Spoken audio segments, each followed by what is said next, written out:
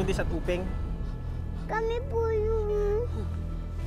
Ano ba kailangan niyo sa amin? Huwag po kayong mag-alala. Kasama po kami sa search and rescue team na ini-assign dito para po maghanap sa dalawang bata.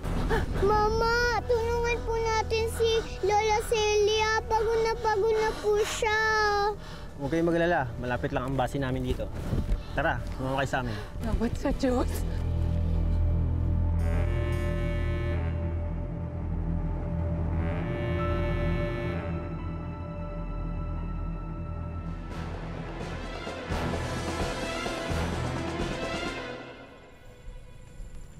Hoy, ba't nakakunot na naman yung noo mo?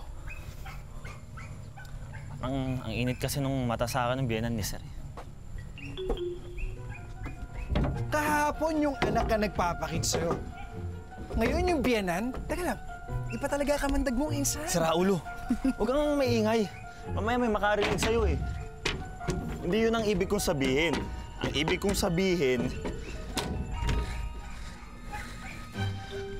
parang ang init ng dugo sa akin ni Ma'am Loli eh. Eh baka naman kasi sobrang lagkit ng tingin sa'yo ng anak niya. Hindi eh, tingin ko may ibang dahilan eh. Nung kinakausap ko si Uncle, palagay ko may narinig siya eh. Pero nalusutan ko naman eh. Oh, eh naman pala, anong pinoproblema mo dyan? Ewan ko ba? Alam mo yan si Ma'am Loli, tingin ko may alam yan eh. May ibang sinesekreto yan eh. Huh. Alam mo kasi, Insan, marami ka kasing tinatago, kaya ka napaparaning. Alam mo, magpakatotoo ka na lang kasi. Para hindi na tayo nagtitiis sa trabaho na to. Tingnan mo. Alam mo, ikaw tatamad-tamad ka na naman eh.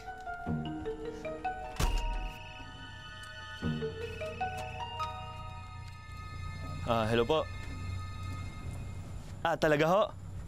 Sige, sige ho. Tawa ka dyan. Hoy! Alvin! Bumaba ka nga muna dyan. Bakit?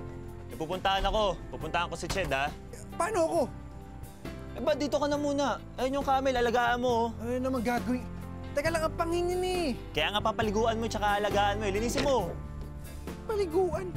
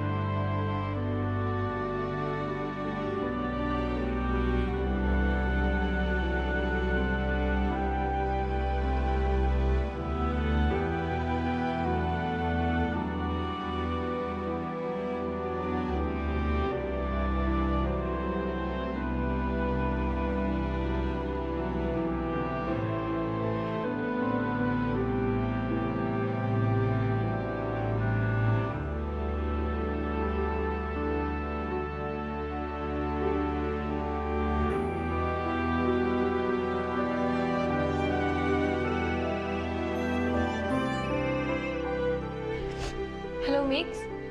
Maghanda ka. Pupuntahan kita. Ha? Bakit? Ano bang balita mo sa mga bata? Nakita na si Trudis at si Upeng. Puntahan natin sila. Ha? Talaga? O sige, sige. Maghahanda na ako. Ano?